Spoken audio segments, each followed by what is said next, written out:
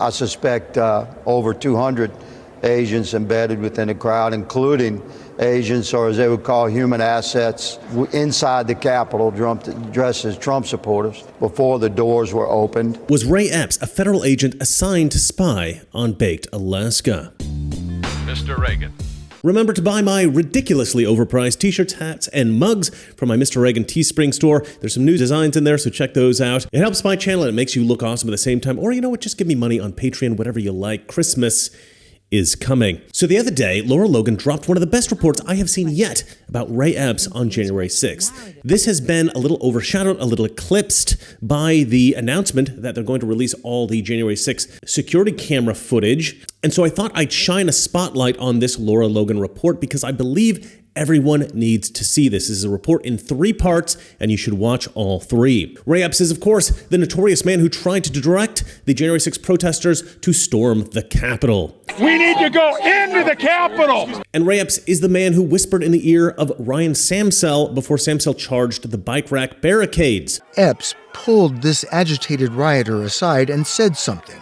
Conspiracists say he was giving marching orders, because seconds later, this happened. According to Samsel, in an article published by A Newswire, in that moment, Ray Epps whispered the same thing that he had been shouting all day: "We gotta go into the Capitol." And this, said Samsel, was what compelled him to pull down that bike rack barricade. But Epps was never charged with any crimes related to January 6th and has in fact been lauded by leftists in D.C. as some kind of January 6th hero. And now they pick this poor guy Epps out of nowhere and say, let's blame the entire thing on this guy. Well, it's the most absurd thing I've ever seen in my life. And now you guys are doing it to this poor Ray Epps. Leave that guy alone, whoever he is. Eventually, after the entirety of the conservative political world exposed the obvious reality that Epps was being protected by the FBI and by Democrats in Washington, D.C., Epps was charged with a slap on the wrist misdemeanor. Epps has now been charged, more than 2.5 years later, with a Class A misdemeanor for disorderly conduct. Epps did not have to appear in court when he pled guilty. The DOJ waived his obligation and allowed him to appear via Zoom. It's strange considering all those who have been convicted of crimes and have endured massively disproportionate punishments for doing nothing sinister at all. Epps made it onto the FBI's list of unidentified January 6 suspects, but was removed around 6 months later without being charged. That was taken by many as a sign he was being protected. And now he's been charged by the FBI anyway. With a misdemeanor. Yes. My question would be then, what's the logical explanation of why he has not spent a day in jail all this time? Anybody else doing far less. Not only were picked up and put in jail to await trials indefinitely, but, had to wait for their day in court in a jail cell. He wasn't. I went down to my parking garage to get my rental car. 20 U.S. Marshals jump out, get on the ground, guns, rifles.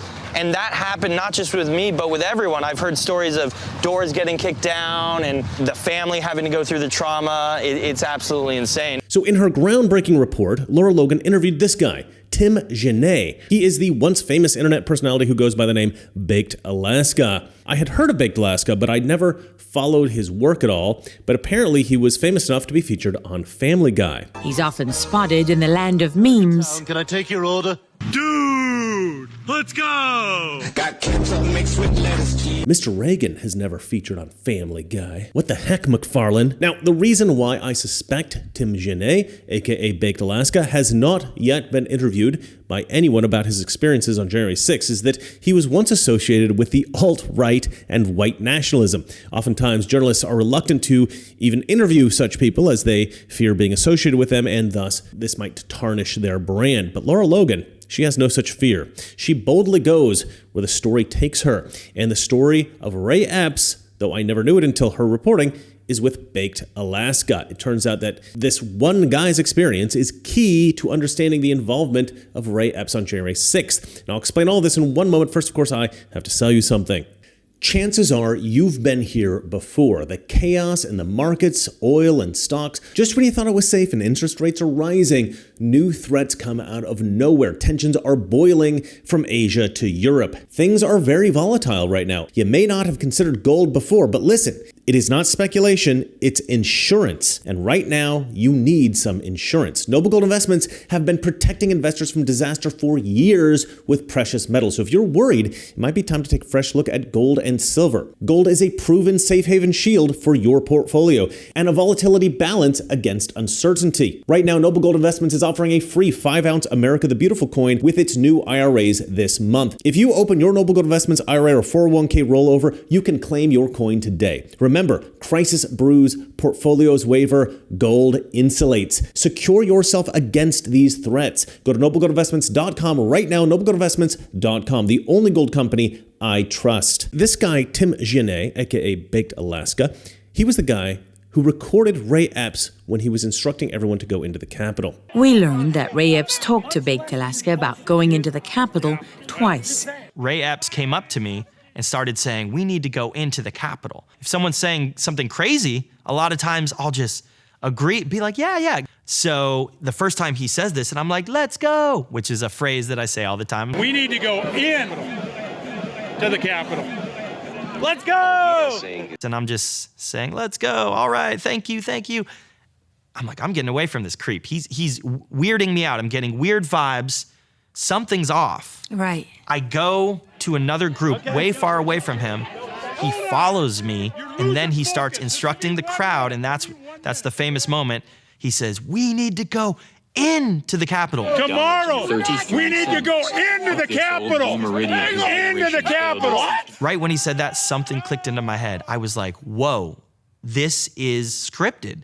Because he said the same exact line, word for word, and that's 3 not times. natural. It's not natural. And I've been doing this for about 10 years. I go to every single type of rally, so I'm able to see, what are natural statements. And so why is he going around to all the groups instructing them what to do? And he kept saying, we need to go in to the Capitol. But when he said it the 3rd time, word for word, I knew there's a strong possibility this guy's a Fed. And we've even got a bit of footage that we've never seen before. Ray Epps whispering his real intentions to Baked Alaska, trying to get a little confirmation of this plan. We're not here to fight, man. We're here to storm. I'm not kidding. We're here to storm the Capitol. Hell yeah. All right, have a good night. Be safe.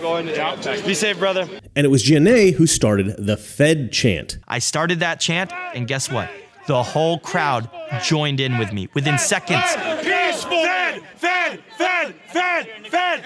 Peacefully! And that wasn't planned or coordinated. That was just the Spirit moving. That was God saying, there's something up here. Like, watch out. There's something going on. And that's what I felt in my heart as a believer, truly. So there's a lot here that we have not known before Lara Logan's reporting. But here's the thing that Lara Logan didn't quite go so far as to say.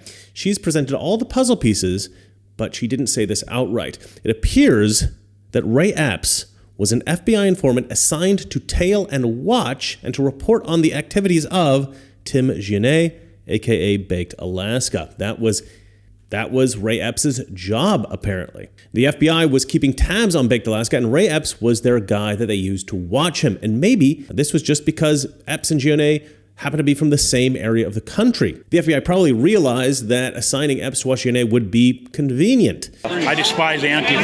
I've stood him down myself with 3 Army vets. I respect that. Queen Creek, Arizona. That's where I live. Are you my neighbor? I swear. I live in Queen Creek. I'm going to choke you, man. Wait, this guy's you my neighbor. antagonizing me, man? Maybe it's because you're my neighbor. Where you at? It turned out January 5th was not the first time Ray Epps encountered Baked Alaska. You can see him circling during this live stream recorded by Baked Alaska at a Stop the Steal rally in Phoenix on November 30th, shortly after the 2020 election. It appeared to have been scrubbed from the internet. And so here's the thing. I actually went on Twitter and I sent a direct message to Tim, to Baked Alaska. I sent him a direct message and he wrote me back. Actually, let me read the exact thing. So I wrote, basically, I'm thinking that maybe Epps was assigned to tail you. like you were the guy he was assigned to watch, months maybe. That was his role as an informant. This is not stated in the Lara Logan reports. I'm just curious if you think this is right. He writes back, dude, that's what I think too! Exclamation point. Yes, I believe he was assigned to watch me. All the info that came out about them making right-wingers into domestic terrorists, etc. And then I wrote, right, maybe that was why he was at the Capitol in the first place. So he writes back, yes, so I think they wanted to watch me, so they found someone in my town, Queen Creek. The closest agent they had was in Queen Creek. And he writes, dude, there is no other reason Liz Cheney would defend a Trump supporter who told people to go into the Capitol. So anyway, so this is actually Baked Alaska's own theory as well. So we kind of came to the same conclusion after I watched Lara Logan's report. But here's the weird thing. Why would a paid informant, Ray Epps, who was hired to spy on an FBI target, Baked Alaska, why would he try to agitate the crowd in this way? Wouldn't that blow your cover? This is precisely the opposite of what a spy should be doing when tailing someone. The last thing that you want to do is to draw attention to yourself. One of the key concepts of spy tradecraft, going grey, enabling a spy to go about their business unnoticed and unchallenged. You don't exactly blend. And that's the goal. You don't want to stand out. You don't want to be the person that people notice. You can be seen, but you mustn't be noticed. And so maybe it could be argued that, for whatever reason, this was just in Ray Epps' character. Maybe he was an odd guy, a loose cannon, and he just didn't know how to conduct himself covertly as to not be discovered. Or maybe he just lacked the discipline to control himself. This was perhaps poor judgment, an irrational, impulsive decision that he thought would help him to blend into the crowd. Well, no. According to one woman who knows Ray Epps personally, this is not in the character of Ray Epps at all. He's yelling, go into the Capitol. That's not something I could see him saying. That's totally the opposite of the image that he had presented previously. In what way? Well, he was a Marine, very disciplined. They don't cross those lines. No. Yet here he was screaming to total strangers to cross that line. And it was so out of character from what I knew of him. It was so out of character that I would think someone that would have to be instructing him on how to conduct himself. That I couldn't think of any other logical explanation for his behavior, his demeanor, his words, any of it. And the more I heard, the more it seems to me that he was an informant. And what's more, an irrational, impulsive decision would not explain the whisper to Ryan Samsell. No. Ray Epps was acting with intention. And as the woman in the interview said, it seems as if he was instructed by somebody to do this. It's quite obvious to me, and I don't know what the YouTube policy is on stating obvious truths about Ray Epps that are not approved by the federal government. So let's just say that this is my own subjective assessment that is probably totally wrong. But in my opinion, it looks to me like Ray Epps is an FBI informant who was told by his case officer in the FBI, this is what we're doing, and you're going to help. We want an insurrection, or at least the appearance of one. So we need you to agitate this crowd as much as possible. We need you to get them to go into the Capitol. And so Ray Epps did as he was told. He agitated the crowd and directed them to go into the Capitol, just as his case officer instructed. And I believe that they wanted to create the illusion of an insurrection so that they could convince the American people that there was a legitimate reason to remove Donald Trump from the ballots in 2024. Now, we know there was a ton of FBI paid informants in the crowd on January 6th. There were undercover law enforcement officers in the crowds. We know that to be true. I think there's enough evidence there right now to definitively prove that the government and several agencies were involved in the violence that day. I suspect over 200 agents embedded within the crowd, including agents, or as they would call human assets, inside the Capitol dressed as Trump supporters before the doors were opened. When you track the origins of suggestions of potential violence or an active occupation of the Capitol on January 6th, you'll find that those messages were led by FBI agents that had infiltrated the group. So the FBI's involvement was deep, not just on J6, but on the days and weeks and months prior. So here's what I want. I want to know what the other FBI informants were told to do that day. I want to know who else was told to agitate the crowd, or if they were not instructed to agitate, then what were they told to do exactly? And in Lara Logan's third video in this series, which again, I implore you to watch these videos, she actually exposes two other suspected feds in the crowd. People who, more than suspected. There's pretty clear evidence. It's pretty obvious they are feds. One of which I actually did a report on maybe a year ago. This man was identified as Luke Philip Robinson. He was photographed with an earpiece and dubbed #GingerGun because he was caught on camera carrying a weapon. Yet like Ray Epps, Robinson was removed from the FBI suspects list and has remained a free man. When confronted by another January 6th defendant, Micaiah Jackson. You had an earpiece and a firearm, man. You had a firearm on federal property. That's serious stuff. He appeared uncomfortable and did not answer any of his questions. What's with the earpiece at the Capitol? Who were you talking to? I'll see you guys later. But the other one, I believe her name is Megan Paradise. I'd never heard of until Lara Logan's report. So, yeah, fantastic. Megan Paradise, number 9 on the FBI wanted list, and seen here holding a baseball she reportedly stole from Nancy Pelosi's office inside the Capitol.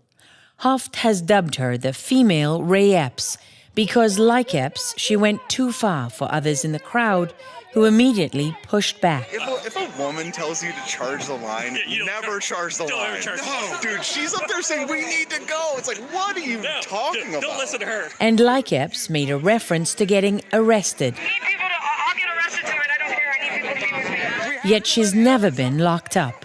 Dude, this lady's like an agent for provocateur. So now here's the thing. I suspect that a lot of these paid informants were told the plan. They were told to create the illusion of an insurrection, and I believe that they were instructed to agitate the crowd, maybe even to break windows and even to tussle with officers. I believe that many of the physical confrontations, maybe they were not between Trump supporters and officers, but maybe they were between these agitators and officers. I'm curious if you guys agree, disagree, or have other perspectives on this. Be sure to let me know in the comment section below. Now, if you haven't seen the Lara Logan reports, as I said, there are 3 episodes out now. I think that's all of them. I think that's the entire series. Maybe she's going to put out more. I don't know. But I highly recommend watching these. Honestly, this should be required viewing in high schools all over America, in universities all over the country right now. Every student should have to watch this. This is what journalism used to be. This is what journalism should be again and could be again. It's up on Lara Logan's Twitter account right now, as well as her website, truthinmedia.com. Lara Logan should be considered as one of the few people in that small group of public figures, people like Sebastian Gorka, Scott Pressler, Tucker Carlson, Maria Bartiromo, Joe Rogan, Elon Musk, and of course, Donald Trump, who are actually doing the work that needs to be done to save America. And even though I'm not doing anything like enough to save this country, I am trying to do the little bit that I can myself. So buy my ridiculously overpriced t-shirts and hats and mugs from a Mr. Reagan Teespring store. There are some new designs up, so check those out. Help out my channel and look awesome at the same time, or just throw money my way on Patreon. Well, that's it for me. And remember, it's not that liberal friends are ignorant, it's just they know so much that is not so. Good night. If we lose freedom here, there's no place to escape to. This is the last stand on earth. And this idea that government is beholden to the people, that it has no other source of power except the sovereign people, is still the newest and the most unique idea in all the long history of man's relation to man.